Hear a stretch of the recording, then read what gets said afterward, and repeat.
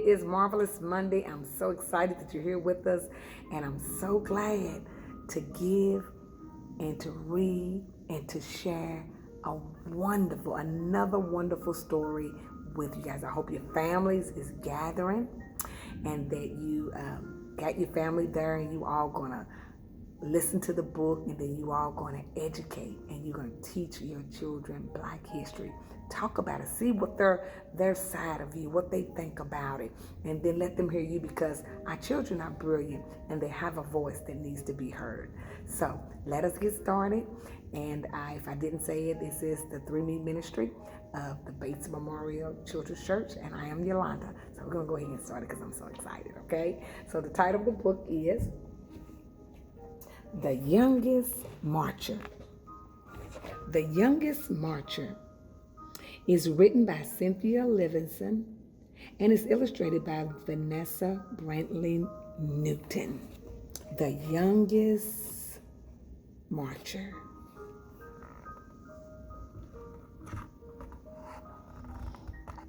Oops, sorry about the page. A little ahead of you. So here's this picture, and it goes. Whenever Mike flew into town, Audrey and her mama cooked barbecue ribs, stewed greens, sweet potato souffle, and Audrey's favorite, hot rolls baptized in butter.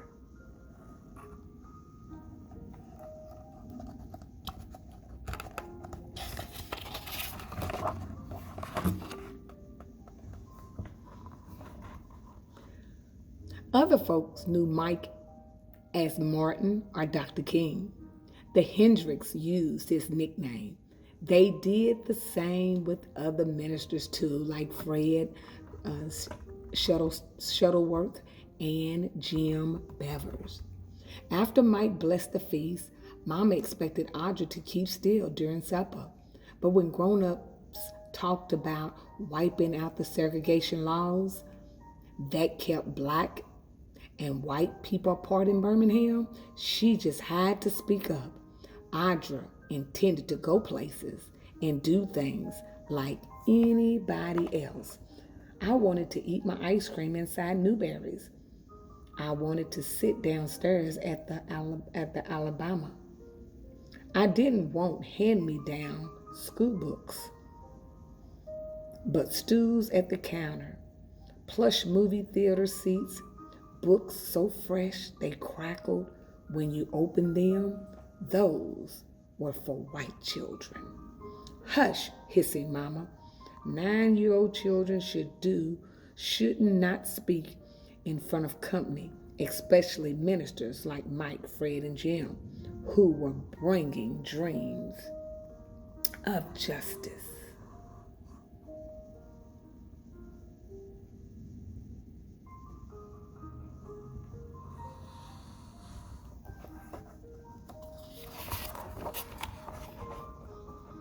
Audrey knew all about segregation. She knew to pay the driver at the front of the bus, then step off and walk around the back door. Drink from the fountain with the dirty bowl and warm water. Use the flight elevator at the department stairs downstairs.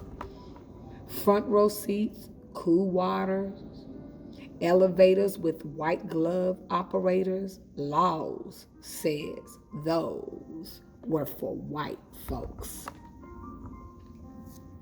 Every Monday night, Audrey and her mama and daddy and her aunts, uncles, and cousins joined neighbors and friends to Fred's church for worship, fellowship, and testimony. She sang and swayed along with the movement choir, her voice spirit and spiritual. Black and white together, we shall overcome. For once, she didn't have to keep still.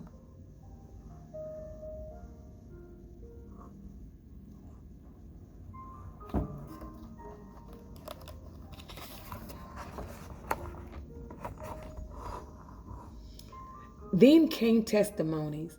White store owners won't harm me. Ku Kluckers chased me. Policemen called me names. The hateful stories made Audra squirm.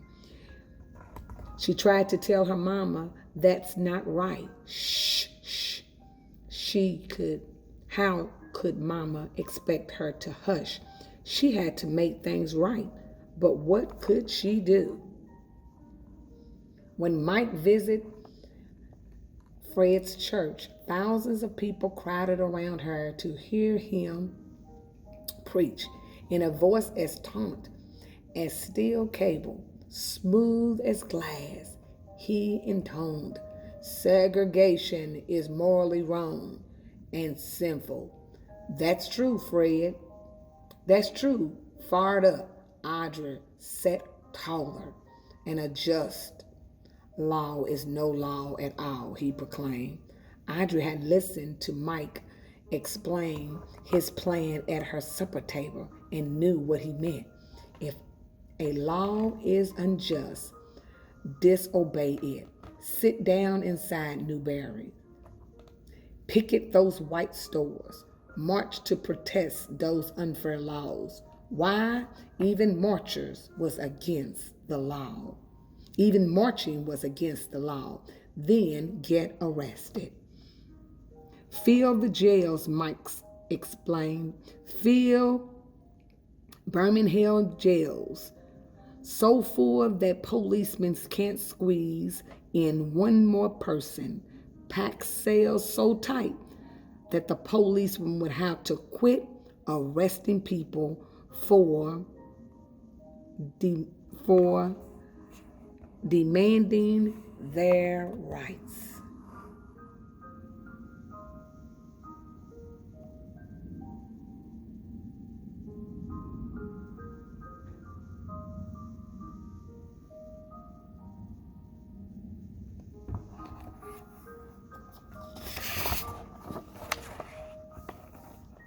Audrey just knew Mike's plan would work.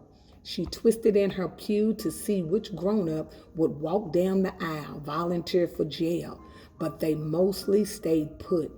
Eyes straight, eyes staring at their feet, hands on their knees. Feet, hands, and knees didn't move. Fill the jails, Mike pleaded, meeting after meeting, but heads shook all around. Audrey heard, "No, no, best not break those segregation laws. Boss man will fire me. Landlord will evict me. Policemen will beat me. If nobody protests, Mike's plan would fail. Police could keep arresting anyone, anytime, for anything, forever. Audrey would never be able to go places and do things that everybody does." One night, Jim announced a new idea. If grown-ups won't do it, fill the jails with children. Audrey leaped to her feet. "I want to go to jail," she declared. Mama looked deep down and saw that Audrey's eyes begged please. "Okay," Mama said. Audrey strutted down the aisle. She was going to GAIL.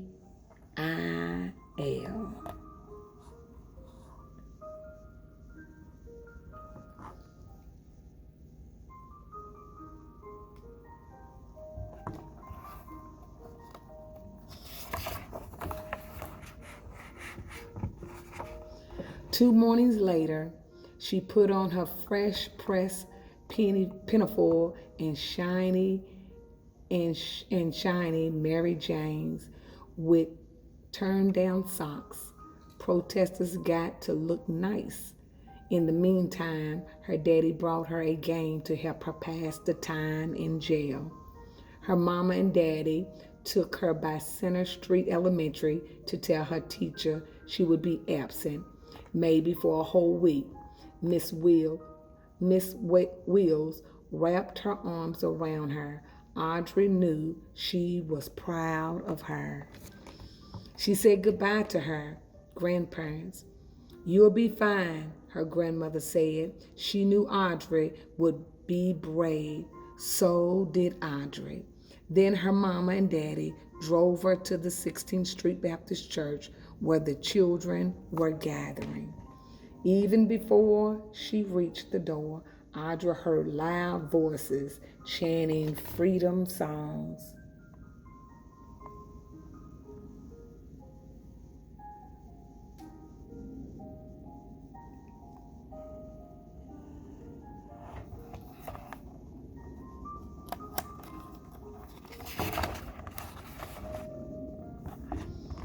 Inside, hundreds of big kids called out to friends and crowd around signs for their high school. Parker and Carver, her head swiveled.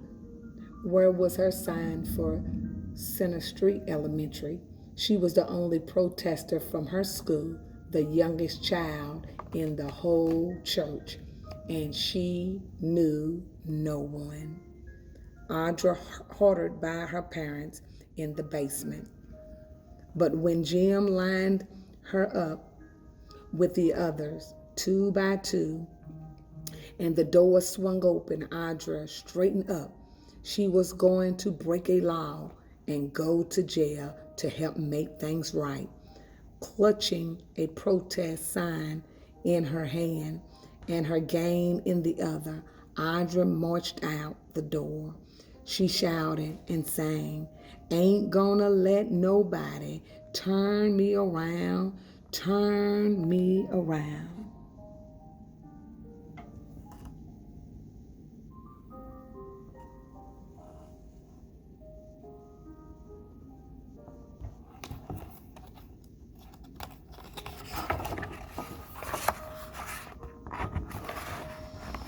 Half a block from the church, a white policeman stopped Audrey. He pointed towards a police van. "Sentence, 1 week in juvenile hall."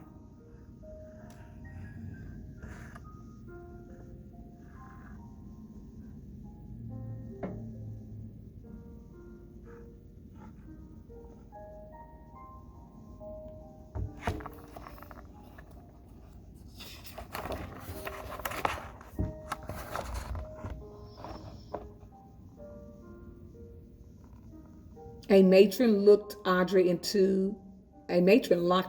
into a day room with 2 dozens of other girls, all older, all bigger, all strangers. Audrey sat down alone and slipped the cover off her gown. "I told you to sit down," the matron yelled. Audrey jumped. She didn't remember standing up. The matron dragged her to a dark, empty room. "When I tell you something, you do it," she demanded, "or I leave you here."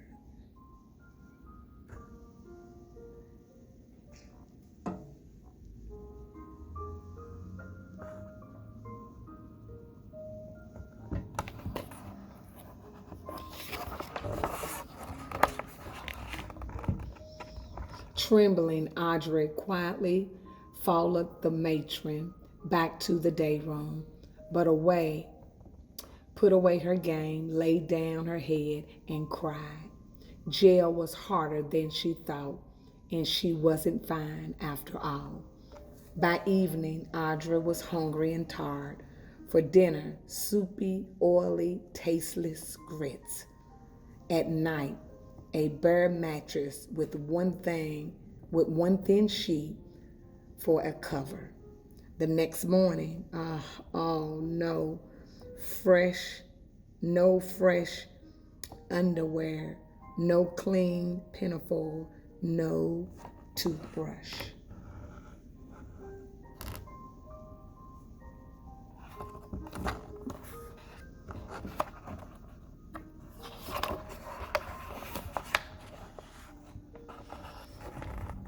Audrey and her cellmates were let outdoors into an empty concrete pen surrounded by high prison walls.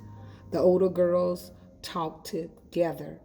Audrey wondered what her classmates were doing. Miss Wills would be keeping them busy.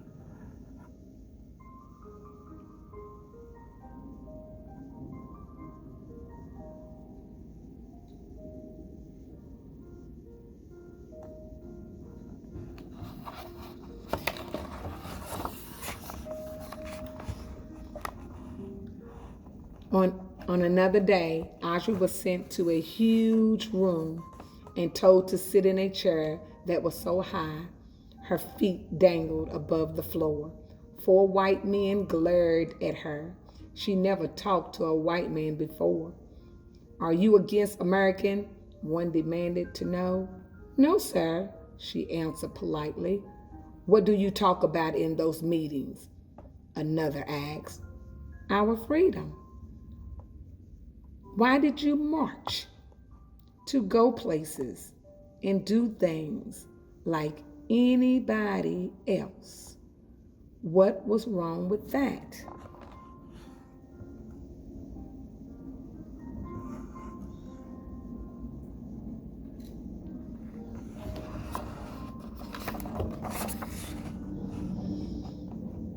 Every mealtime, Audrey stared at greasy grits. She could barely spoon them into her mouth, let alone swallowing them. Every night that cot wire spring jagged. Every morning she had nothing to do but sit alone with her game.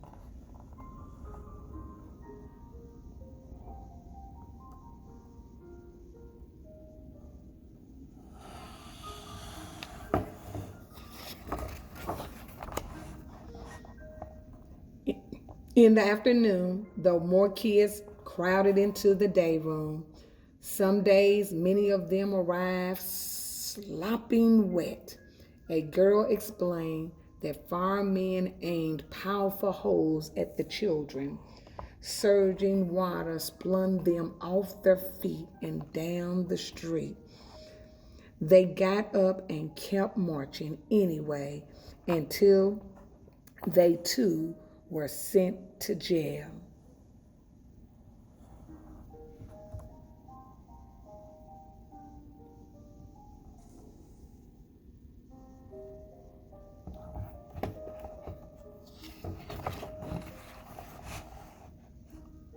After Audrey's fifth day in detention, the police couldn't squeeze in one more person. "We filled up the rooms. We filled up all the rooms." Audrey particularly jumped up and down. She was so proud. Watching television in the day room, she saw black people stroll straight into the stores and restaurants like they belonged there. No one else could be sent to jail. Everything had changed.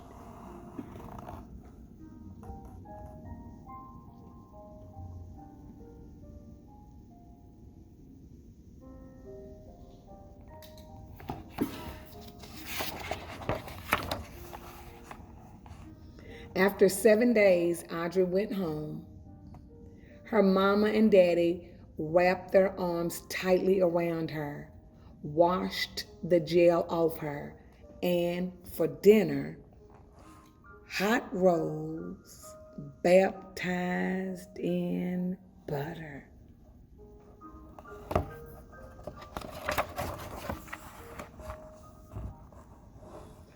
2 months later, the city of Birmingham wiped segregation laws clean off the books.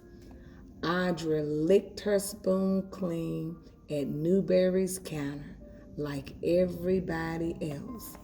Black and white together like we belong.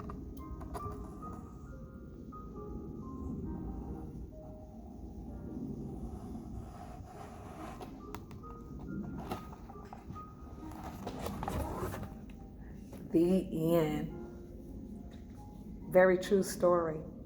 And for you young people out there, Audrey was a very brave young lady. And at a very young age, her age didn't stop her from making a difference. This is a very true book, and I love this book because it has so much in it that you all can really enjoy the back, all the information, even have the recipe of the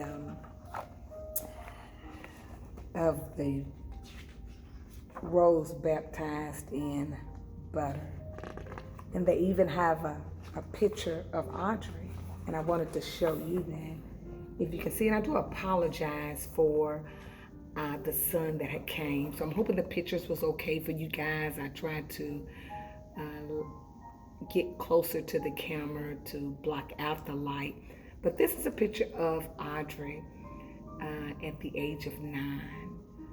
So yes, that is a real picture of her. So it shares a lot of things about her and her mom. So if you want to add this to your Black African library, or either start your Black African library with this book, The Youngest Marcher, I encourage you and I pray so. I had a wonderful time with you guys, and I thank you so much. And once again, I do want to say I apologize for the pictures if it was hard to see. And guess what? You can purchase and you'll be able to have the pictures right there close up for you to see anytime you're ready to see them. Alrighty? Take care and see you on next Monday. Bye-bye.